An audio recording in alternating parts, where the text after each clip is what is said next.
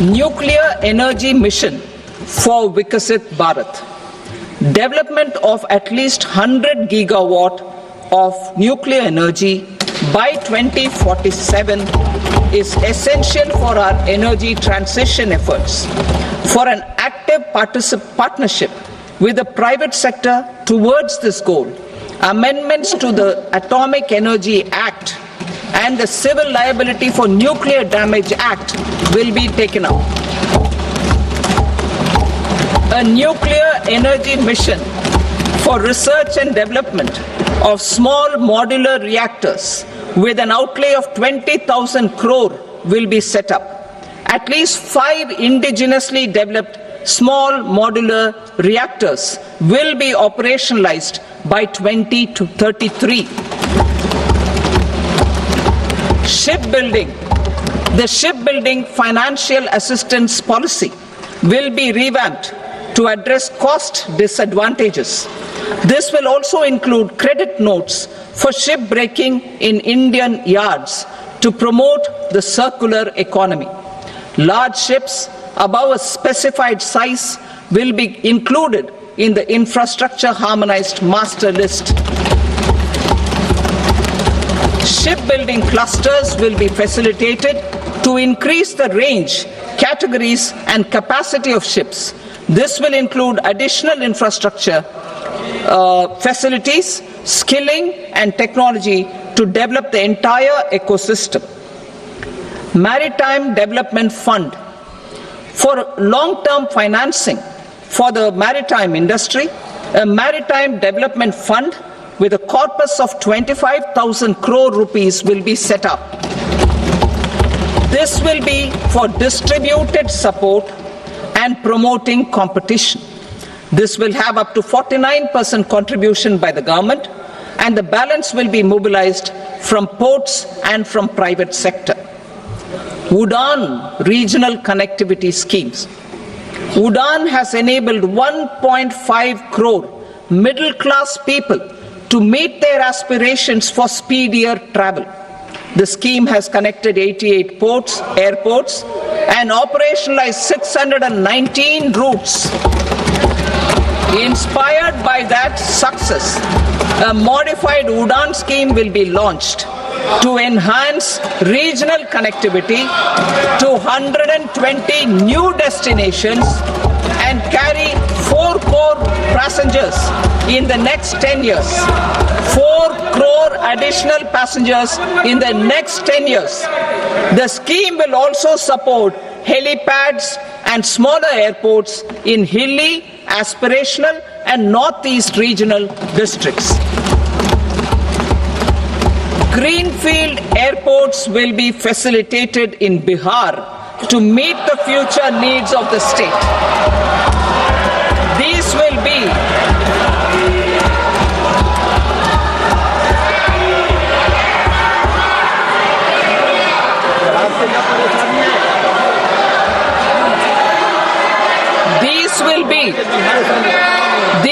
be in addition to the expansion of the capacity of Patna Airport and a brownfield airport in Beta.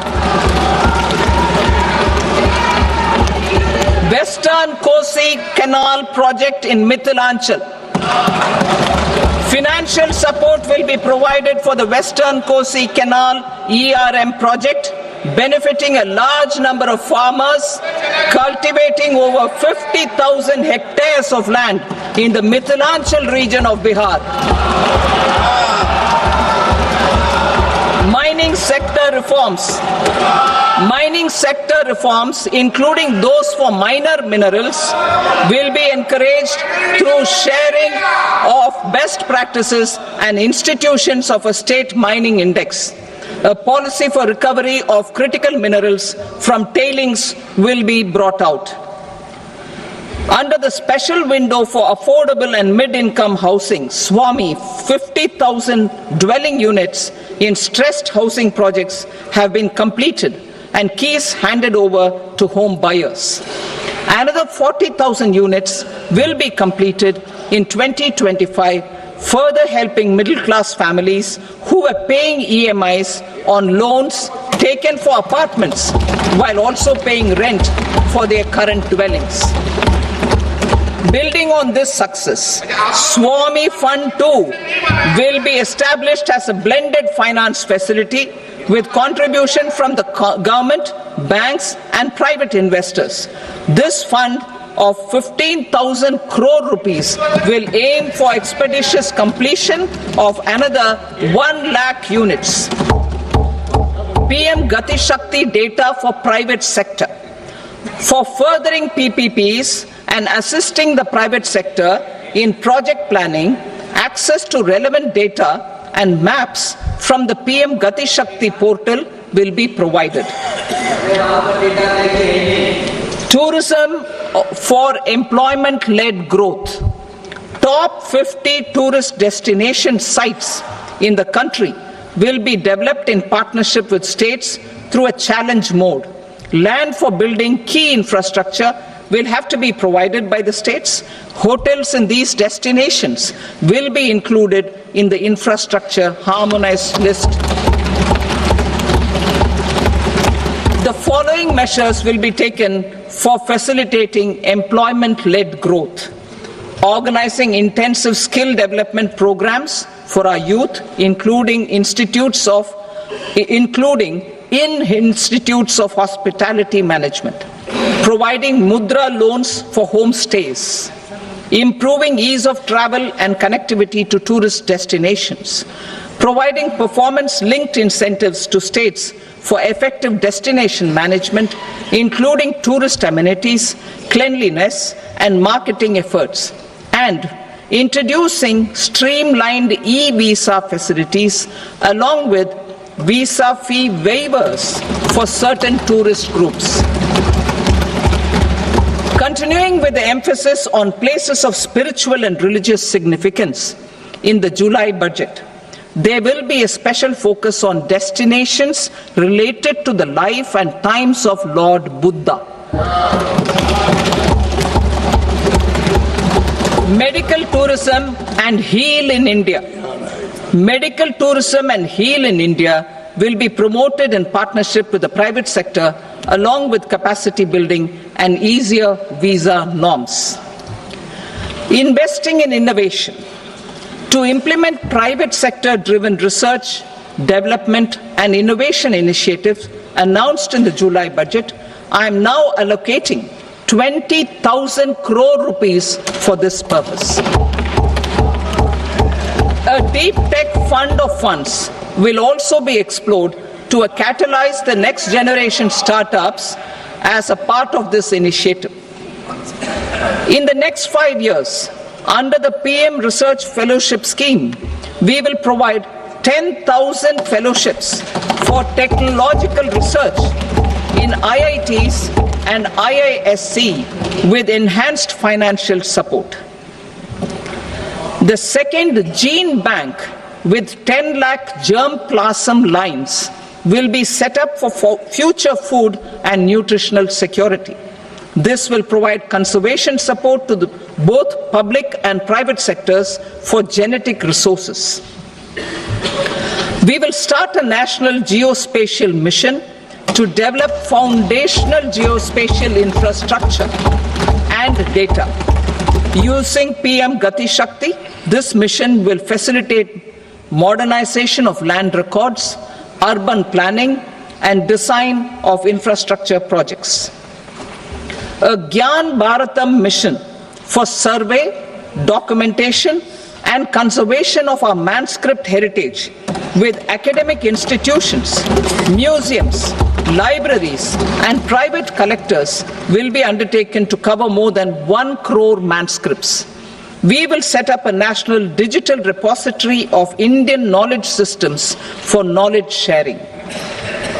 Now I move to exports as the fourth engine.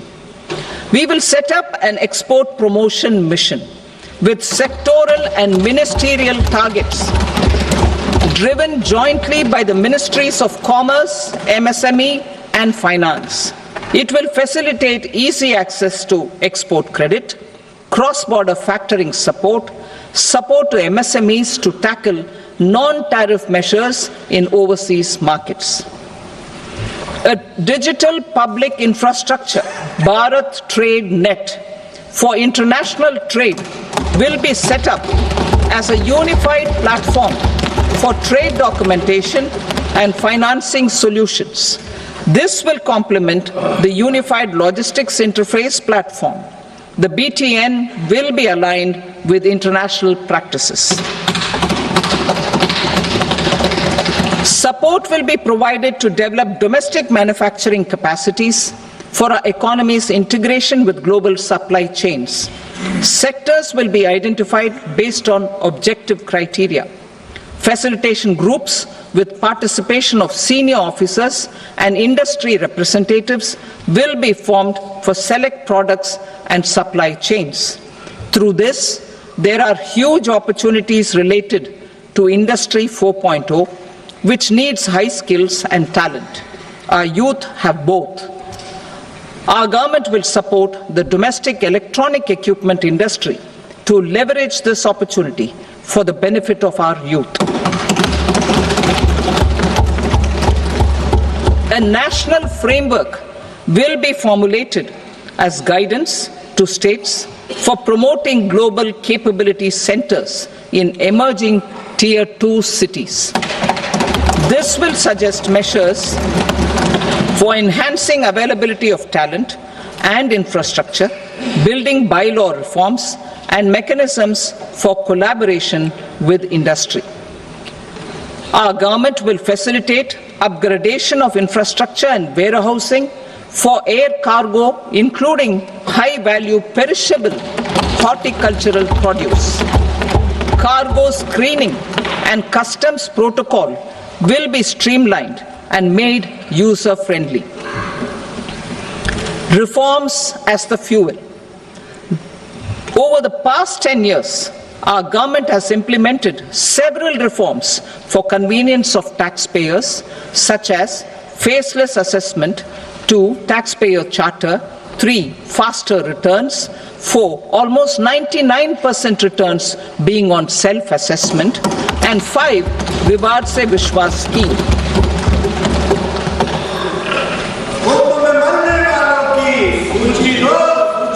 Continuing these efforts, I reaffirm the commitment of the Tax Department to trust first, scrutinize later. I also propose to introduce the new income tax bill next week. I will detail the indirect tax reforms and changes in direct taxes in Part B. Financial sector reforms. The FDI limit for the insurance sector will be raised from 74 to 100%. This enhanced limit will be available for those companies which invest the entire premium in India. The current guardrails and conditionalities associated with foreign investment will be reviewed and simplified. The services of India Post Payment Bank will be deepened and expanded in rural areas.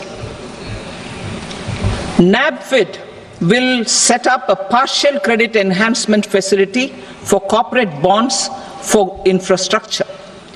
Public sector banks will develop Grameen Credit Score framework to serve the credit needs of SHG members and people in rural areas. A forum for regulatory coordination and development of pension products will be set up.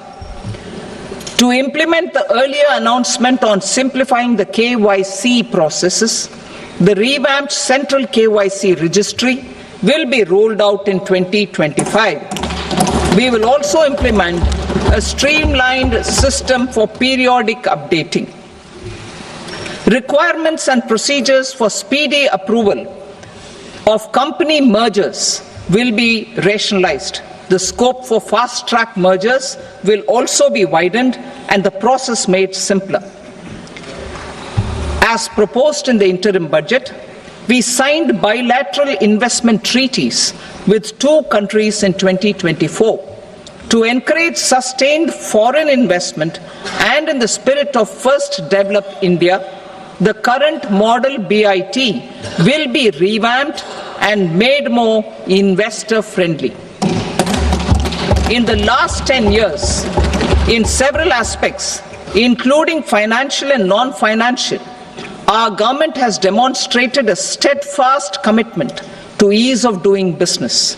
We are determined to ensure that our regulations must keep up with technological innovations and global policy developments. A light touch regulatory framework based on principles and trust will unleash productivity and employment. Through this framework, we will update regulations that were made under old laws. To develop this modern, flexible, people-friendly, and trust-based regulatory framework appropriate for the 21st century, I propose 4 specific measures.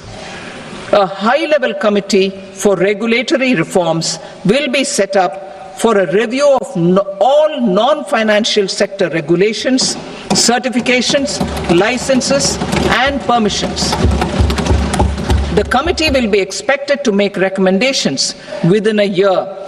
The objective is to strengthen trust-based economic governance and take transformational measures to enhance ease of doing business, especially in matters of inspection and compliances. States will be encouraged to join in this endeavor. An investment friendliness index of states will be launched in 2025 to further the spirit of competitive, cooperative federalism. Under the Financial Stability and Development Council, a mechanism will be set up to evaluate impact of the current financial regulations and subsidiary instructions. It will also formulate a framework to enhance their responsiveness and development of the financial sector. In the Jan Vishwas Act 2023, more than 180 legal provisions were decriminalized. Our government will now bring up the Jan Vishwas Bill 2.0 to decriminalize more than 100 provisions in various laws. I now move to fiscal policy. In the July budget, I had committed to staying the course for fiscal consolidation. Our endeavor will be to keep the fiscal deficit each year such that central government debt remains on a declining path as a percentage of the GDP. The roadmap for the next 6 years has been detailed in the FRBM statement. Revised estimates for 2024-25.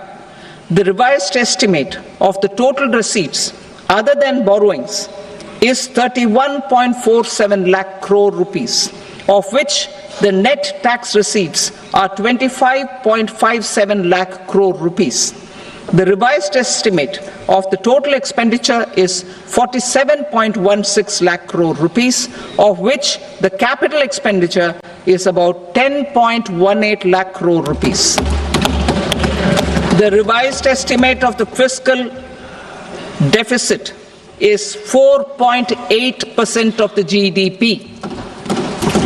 Budget estimates for 25-26. Coming to 25-26, the total receipts other than borrowings and total expenditure are estimated at 34.96 lakh crore rupees and 50.65 lakh crore rupees respectively. The net tax receipts are estimated at 28.37 lakh crore rupees. The fiscal deficit is estimated to be 4.4% of GDP. To finance the fiscal deficit, the net market borrowings from dated securities are estimated at 11.54 lakh crore. The balance financing is expected to come from small savings and other sources.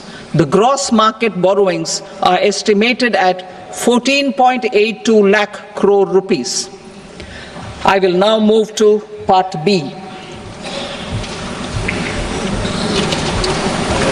Indirect taxes. My proposals relating to customs aim to rationalize tariff structure and address duty inversion. These will also support domestic manufacturing and value addition promote exports, facilitate trade, and provide relief to common people. Rationalization of customs tariff structure for industrial goods.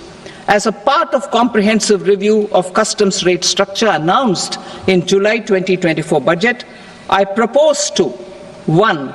Remove 7 tariff rates. This is over and above the 7 tariff rates removed in 23-24 budget. After this, there will be only 8 remaining tariff rates, including 0 rate. 2.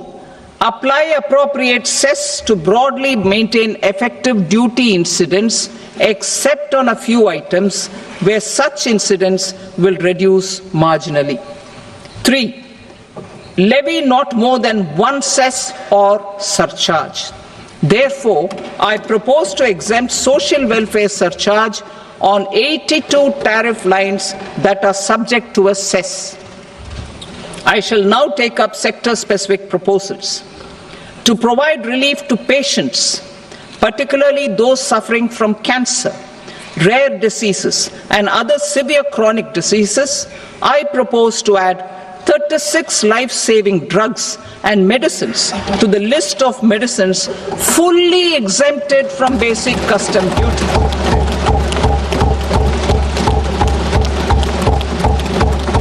I also propose to add 6 life-saving medicines to the list attracting concessional custom duty of 5%.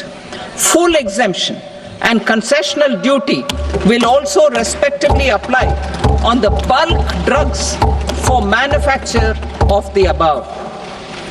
Specified drugs and medicines under patient assistance programs run by the pharmaceutical companies are fully exempt from BCD, provided the medicines are supplied free of cost to the patients. I propose to add 37 more medicines along with 13 new patient assistance programs. Support to domestic manufacturing and value addition. Critical minerals.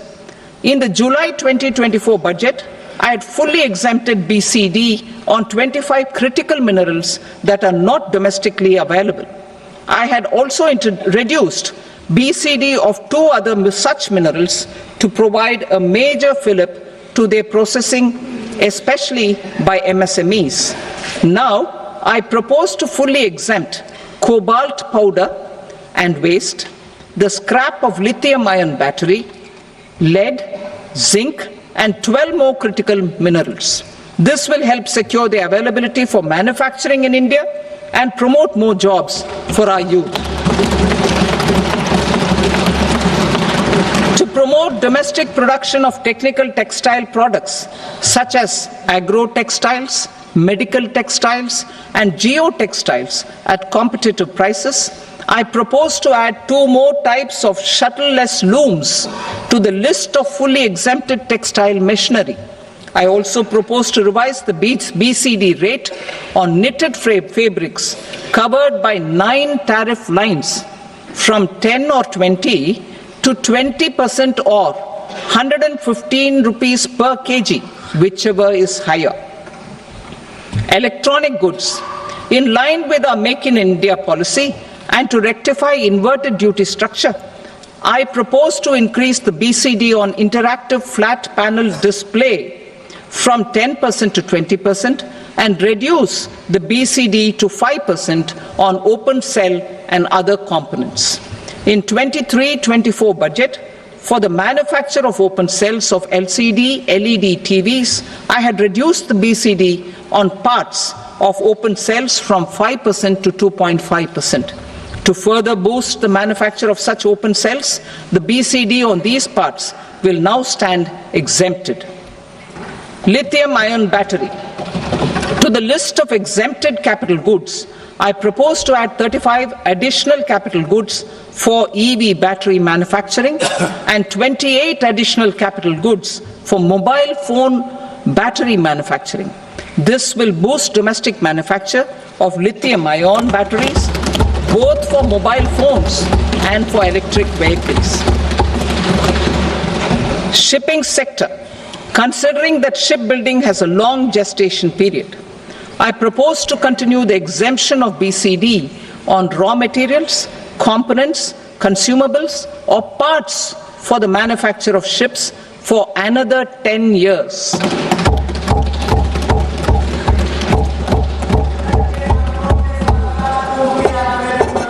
I also propose the same dispensation for shipbreaking to make it more competitive. Telecommunication. To prevent classification disputes, I propose to reduce the BCD from 20% to 10% on carrier-grade Ethernet switches to make it at par with non-carrier-grade Ethernet switches. Export promotion. To facilitate exports of handicrafts, I propose to extend the time period for export from 6 months to 1 year, further extendable by another 3 months if required. I also propose to add 9 items to the list of duty-free inputs. Leather sector. I propose to fully exempt BCD on wet blue leather to facilitate imports for domestic value addition and employment. I also propose to exempt crust leather from 20% export duty to facilitate exports by small tanners. Marine products. To enhance India's competitiveness in the global seafood market, I propose to reduce BCD from 30% to 5% on frozen fish paste, surimi, for manufacture and export of its analog products. I also propose to reduce BCD from 15% to 5% on fish hydrolysates for manufacture of fish and shrimp feed. In July 2024 budget, to promote development of domestic MROs for aircraft and ships, I had extended the time limit for export of foreign origin goods that were imported for repairs from 6 months to 1 year and further extendable by 1 year. I now propose to extend the same dispensation for railway goods. Time limit for provisional assessment. Presently, the Customs Act 1962 does not provide any time limit to finalize provisional assessments, leading to uncertainty and cost to trade. As a measure of promoting ease of doing business, I propose to fix a time limit of 2 years, extendable by a year, for finalizing the provisional assessment. I propose to introduce a new provision that will enable importers or exporters, after clearance of goods, to voluntarily declare material facts and pay duty with interest but without penalty. This will incentivize voluntary compliance. However, this will not apply in cases where department has already initiated audit or investigation proceedings. For industry to better plan their imports, I propose to extend the time limit for the end use of imported inputs in the relevant rules from 6 months to 1 year. This will provide operational flexibility in view of cost and uncertainty of supply. Further, such importers will now have to file only quarterly statements instead of a monthly statement.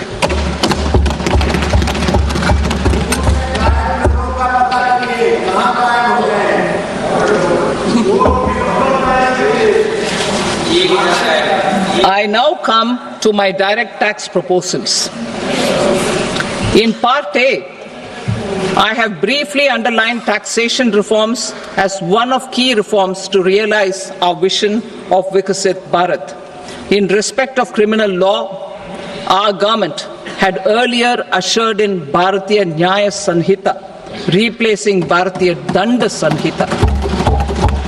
I am happy to inform this august House and the country that for new income tax bill will carry forward the same spirit of Nyaya in its drafting as well.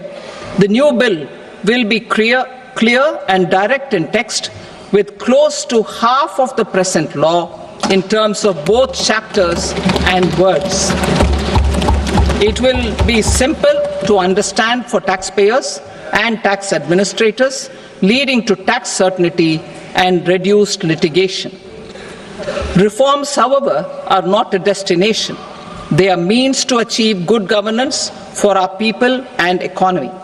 Providing good governance primarily involves being responsive.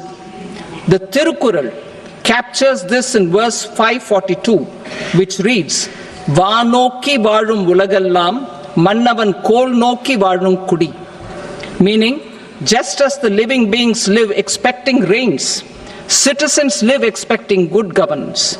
Our government is committed to keeping an ear to the ground and a finger on the pulse and responding while balancing our national building efforts.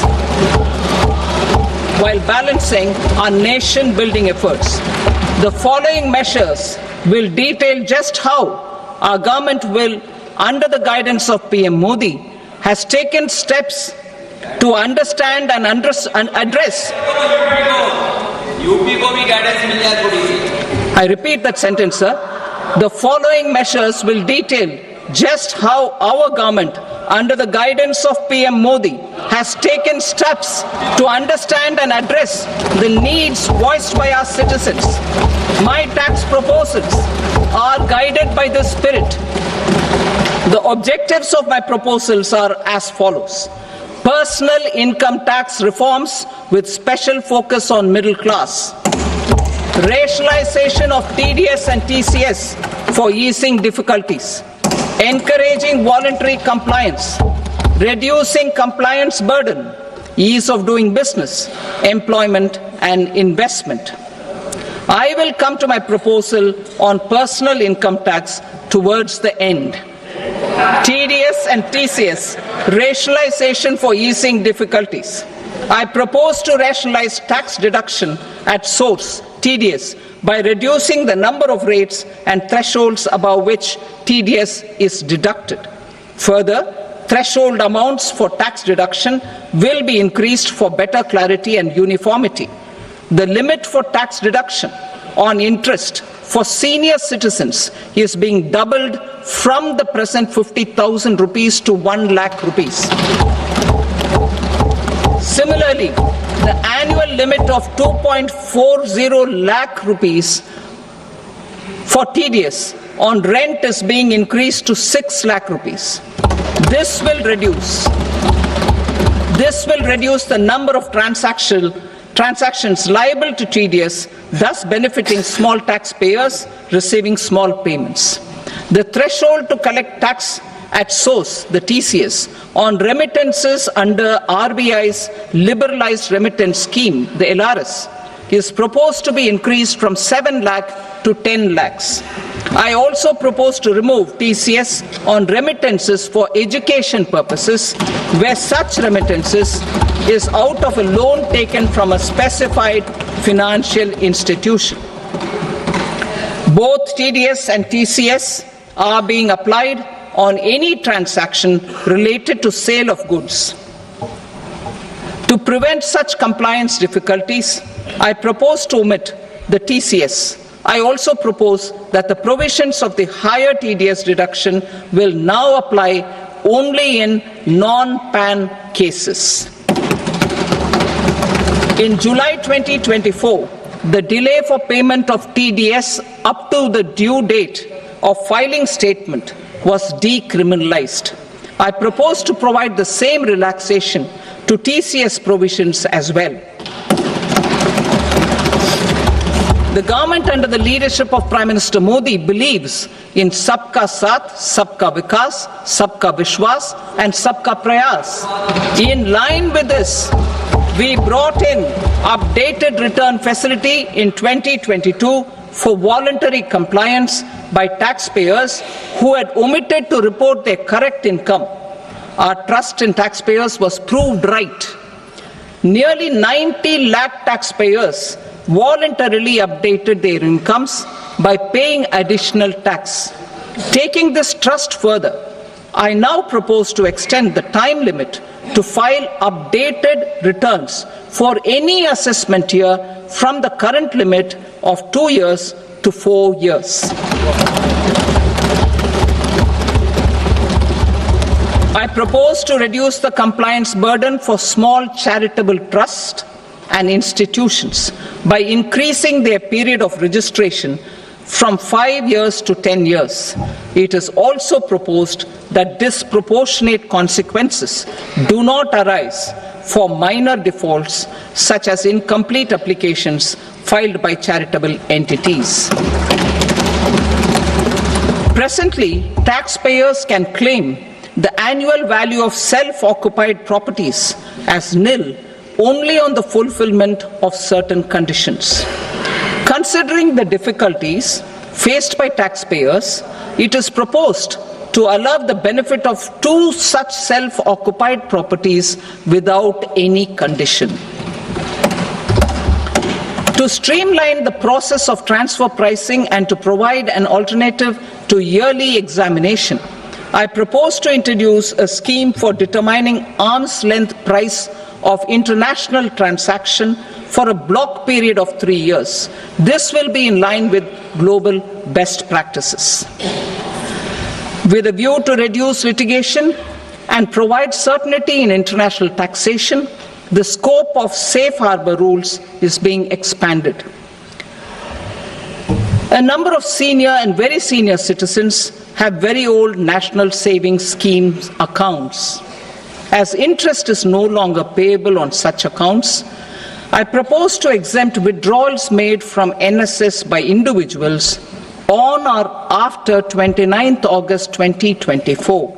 I am also proposing to allow similar treatment to NPS Vatsalya accounts as is available to normal NPS accounts subject to overall limits.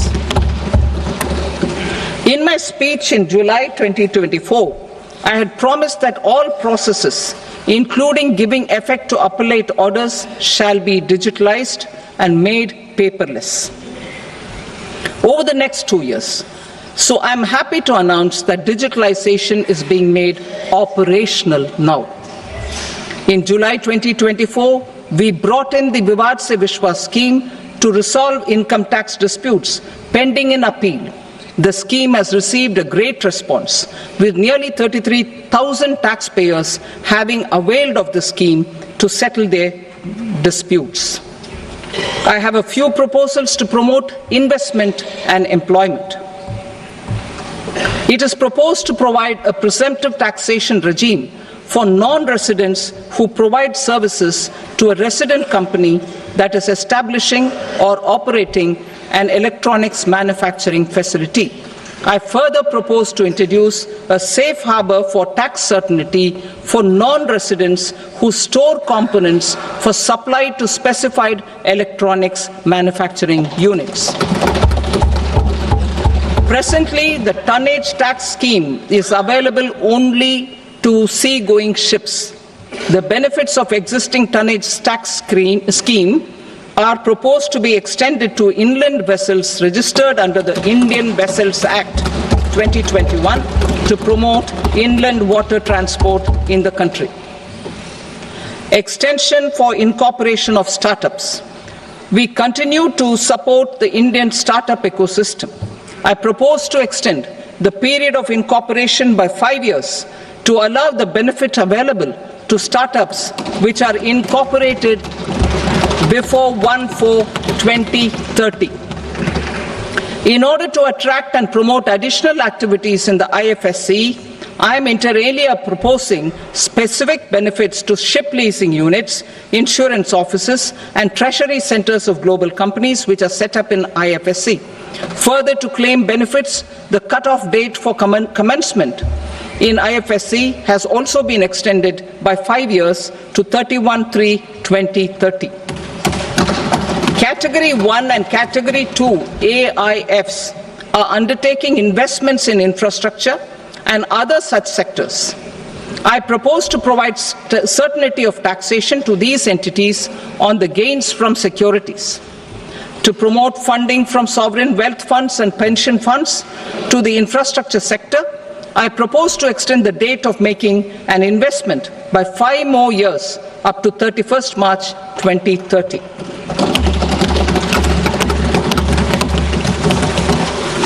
Personal income tax reforms with special focus on middle class. Democracy, demography, and demand are the key support pillars in our journey towards Vikasit Bharat. The middle class provides strength for India's growth.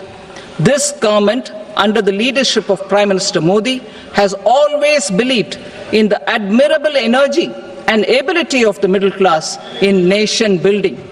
In recognition of their contribution,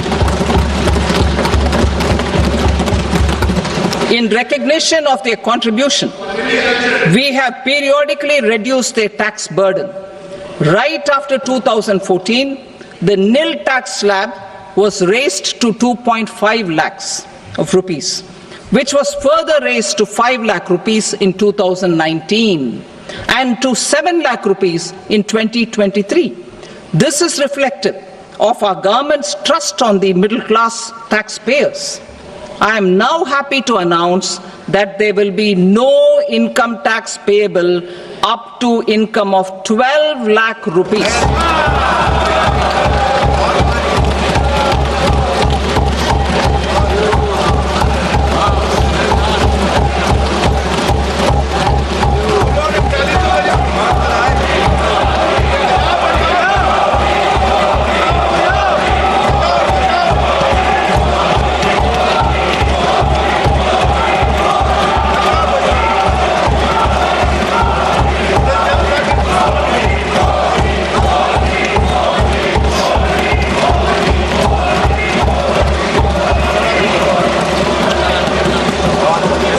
So, average income of 1 lakh per month other than the special rate income such as capital gains under the new regime.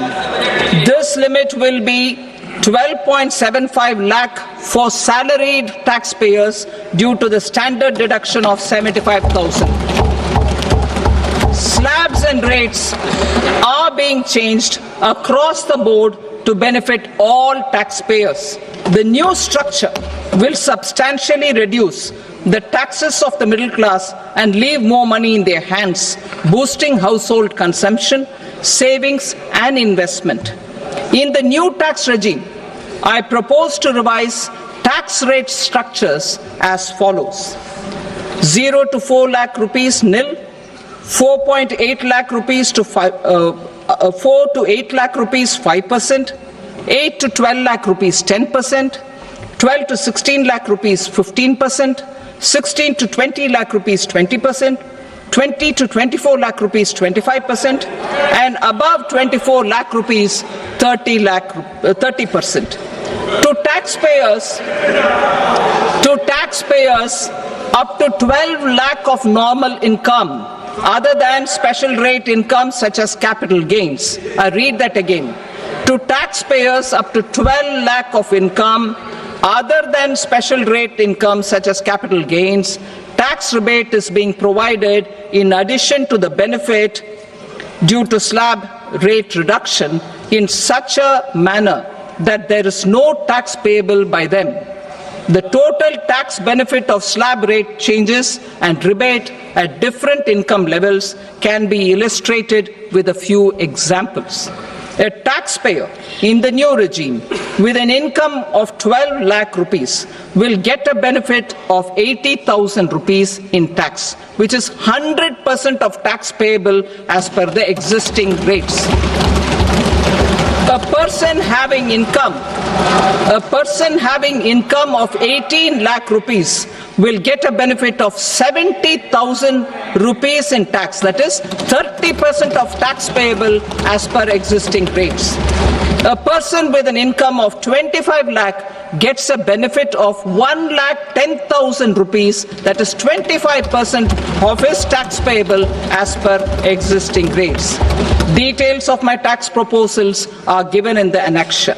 As a result of these proposals, Honorable Speaker, sir, revenue of about 1 lakh crore in direct taxes and 2,600 crores in indirect taxes will be foregone. Mr. Speaker, sir, with this, I commend the budget to this august House.